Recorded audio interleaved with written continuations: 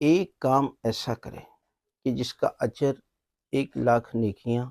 1,00,000 گناہ مٹا دی جاتے ہیں، 1,00,000 درجات کو بلند کر دیا جاتا ہے۔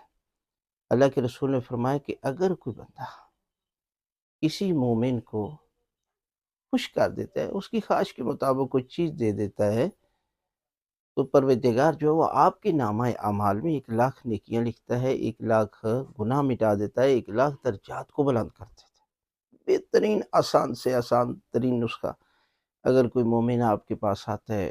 اور آپ اس کی خواہش کے مطابق اس کے لیے کھانے کا بندوبست کر دیتے ہیں، کبھی نہ پوچھا کریں کہ آپ نے کھانا ہے یا نہیں، آپ اہتمام کر دیں۔ اب اگر اسے ضرورت ہوئی تو کھا لے گا، نہیں تو وہ معذرت کر لے گا۔ یہی وہ عمل ہے کہ جس کے متعلق اللہ کے رسول نے فرمایا کہ آپ نے صرف اس سے خوش کیا، اس کی خواہش کے مطابق کوئی چیز آپ نے اس کو دے دی، پروردگار نے آپ کے نامہ اعمال میں 1,00,000 نیکیاں لکھ دی،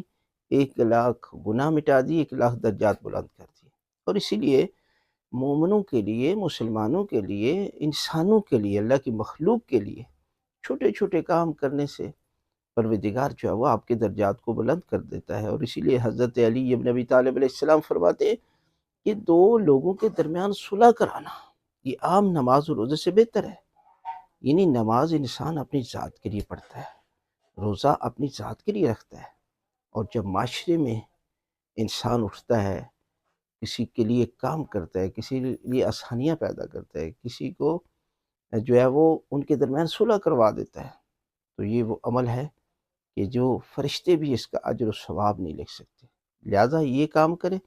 تو پروردگار جو ہے وہ آپ کے درجات کو بلند کر دے۔